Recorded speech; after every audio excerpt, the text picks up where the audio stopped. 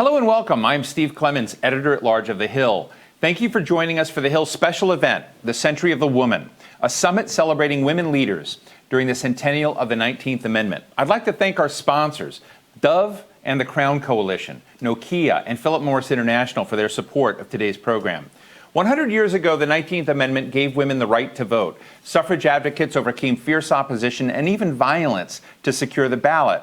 But not all women won the right to vote. Native American and Asian American women were left out. Black women in the South had to wait 45 more years before the Voting Rights Act forced Southern states to allow them to vote. The journey for true equal rights continues to this day because women are still paid less than men. There has never been a female president or vice president. And while women are more visible in the halls of Congress, more than 75% of lawmakers are male. And the statistics are even grimmer for women of color. The Hill is marking the centennial with a special tribute to 100 women who have shaped America. I encourage you to go to thehill.com to learn about these extraordinary change makers. Some are famous and some are not household names, but their combined efforts have changed society for the better. Our event today is a companion to that list.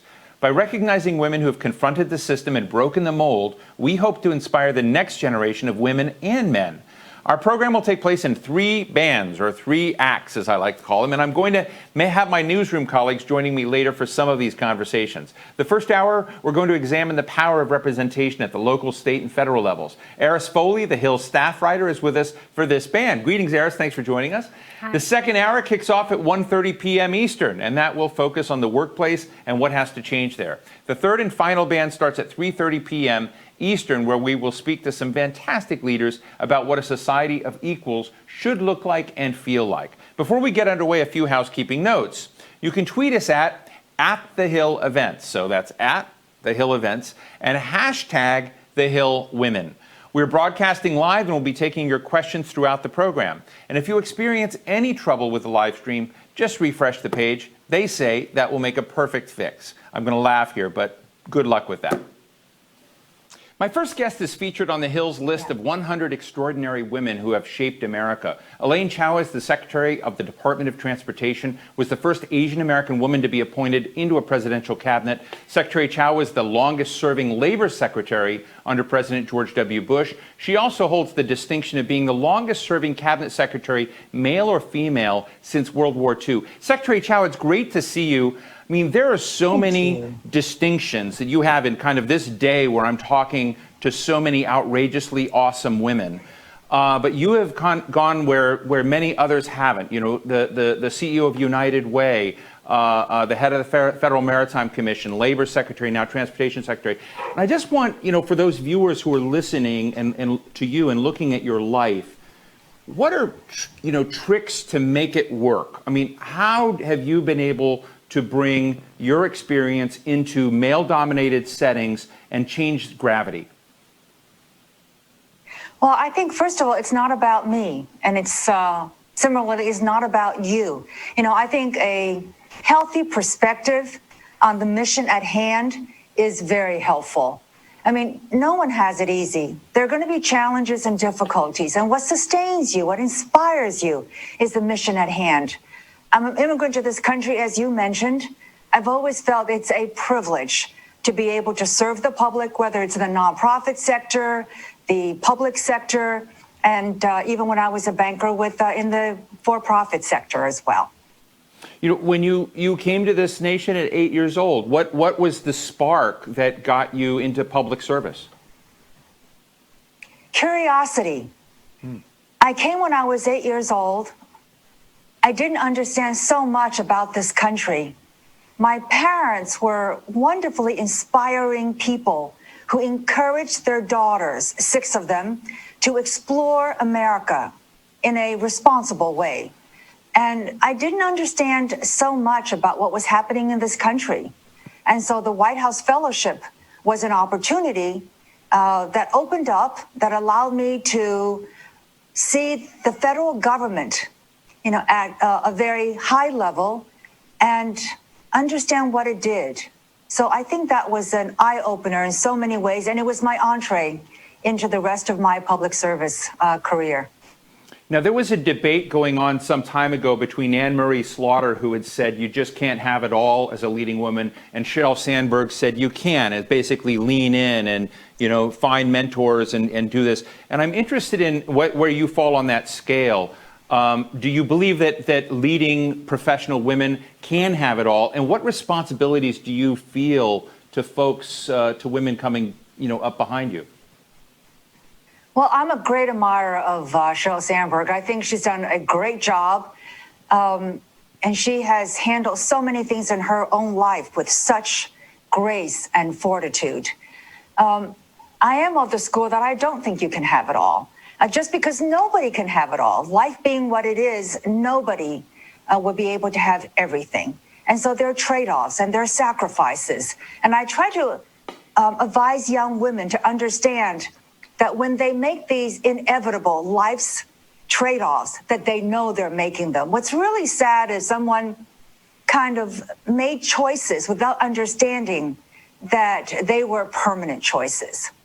And so, I mentor a lot of young women, not consciously, but because I like to interact with younger people, and they inspire me. I'm very proud of the fact that Secretary of Labor, I achieved, there was gender parity in the leadership team at the U.S. Department of Labor. 50% of the leadership at the department were women. And I didn't select them because they were women. I selected them because they were the best leaders. And because of my own life experience, I have a different perspective, a different way at looking how leaders can appear. I didn't think that they should be confined to any one particular kind of external packaging, so to speak, but that leaders come in all different forms and shapes and colors and capabilities and backgrounds.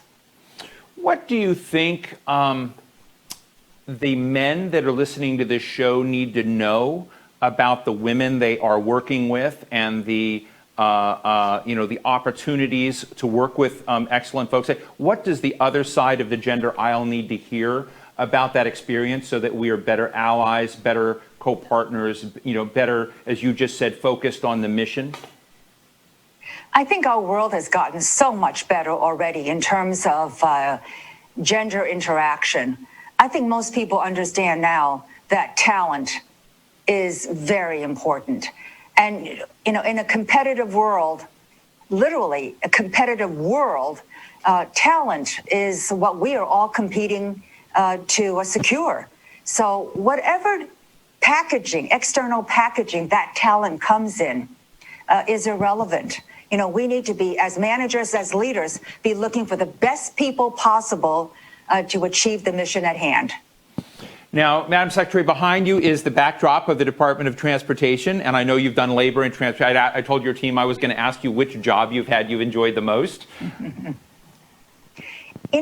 These jobs are all very special, and I'm very, very privileged and very blessed to have had the opportunity to serve our country in different ways. The two departments are very, very different. They're unique. They have their own way of doing things. The Department of Labor is very centralized. The Department of Transportation is very decentralized. So that requires different management skills and styles. But overall, the mission of each is what propels all of us, and especially me. So I so enjoy the opportunity to work with the people that I did, that I have now, that I did at the Department of Labor, that I have now at the Department of Transportation.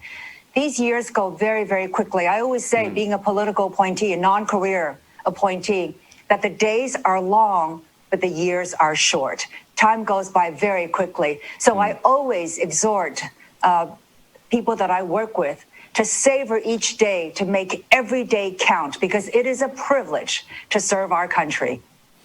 The other day, I had the opportunity to interview the CEO of Virgin Hyperloop. And this CEO talked a lot about you, about the new investments that Department of Transportation is making in next generation transportation bets. And he said that wasn't an easy choice. That was a hard choice because you're having to take dollars and divide where they're going. And something like the Hyperloop, you're still on the front end of that, but it's a very, very exciting possibility.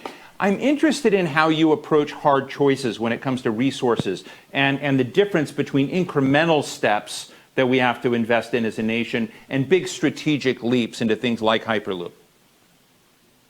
Well, there are two things that I did. And number one, I think resource allocation is really not that hard because in many ways, if you have a team approach and if you solicit and elicit the cooperation of the team, they will tell you what they need and what they may not need as badly.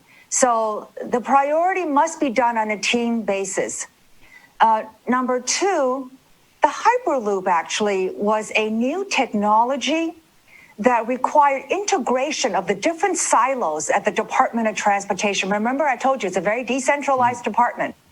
And so the Hyperloop had aspect of it that required the cooperation, or at least the attention of the FAA, the Federal Highways Administration, the Federal Railway Administration, the Federal Transit Administration, because it involved a vacuum tube. It involved environmental studies efforts that was required by the Federal Highway Administration. So what was needed was a coordinated, integrated effort to explore this new technology to make sure that it is safe. So to bridge all these different silos, I established a council, a coordinating council that made it much easier for innovators whose projects span more than one mode of transportation to be able to approach the department without having to try to figure out how best to approach the department, where to go, who to talk to. There's a coordination council. It's called NET. It's called the Newly Emerging Transportation Technology Council. And it basically has all the leadership of these different modes of transportation. And it forces them to come together in an integrated basis to look at some of these new technologies and how do we address legitimate public controls about legitimate public concerns about safety, security, and privacy. I know that there are some people who are very concerned about the advent of new technologies, and I share their sympathy. But I also say to them, technology, advancement, progress cannot be held back. So how do we, as government regulators, take a responsible role to engage with emerging new technologies to address legitimate public interests about safety, security, and privacy without hampering innovation, which is a hallmark of what America is all about. We actually export our innovations. Ingenuity is part of the hallmark of who we are as Americans. It is part of our international competitiveness. So we've got to preserve that. So that is the more difficult challenge. How do you balance all the interests of the public, the stakeholder groups, and ensure that everyone is at the table, that everyone has a voice, and that consensus can be formed to forge a path forward? That's a very inspiring answer. I'm going to be sure to send that to my friend at Virgin Hyperloop. I think he'll be very happy. I'm going to squeeze in one last question, Madam Secretary. Sure. You are often called the first Asian American woman to sit on a president's cabinet. And so with that comes your identity. We're at a time in the nation where, whether it's over the George Floyd murder, where race and identity, Native Americans, Hispanic Americans, are feeling stress. And this inclusion challenge is out there. What kind of message do you send your own staff and employees? How are you dealing with this time? The Department of Transportation is in every nook and corner, cranny of America.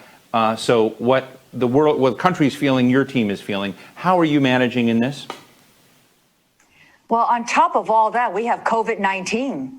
And my number one concern during this healthcare crisis was to keep the transportation system operational and safe, because the transportation system is the foundation of our economy. And we needed to keep the supply chains open so that while we stayed at home during the lockdown, our store shelves were still being stocked. Essential supplies, medical equipment were getting to where they needed to be. And so we needed to keep the supply chain open. And by the way, I want to give a big shout out to our truckers. America's truckers are real heroes because they kept the supply chain operational. And so that was a number one concern. And also our national airspace. We had to keep the national airspace open. And if you think about air traffic control towers, there are teams of people who work in relatively small areas. And so we had to make sure that they were safe, that they were working together, and that the national airspace was operational as well. So amidst all of these challenges, I take a team approach. It's not just about me, as I said at the beginning, it's about us. What are we going to do? During this time of crisis for our country, this is a time for us to shine. This is what we've been preparing for and what we are trained for. And we must perform and we must serve the American public during its time of need. Secretary Elaine Chao, it's been such a pleasure to talk with you today in our Century of the Woman. Thank you so much for joining us. We hope you'll be back with us. Thank you again. Thank you.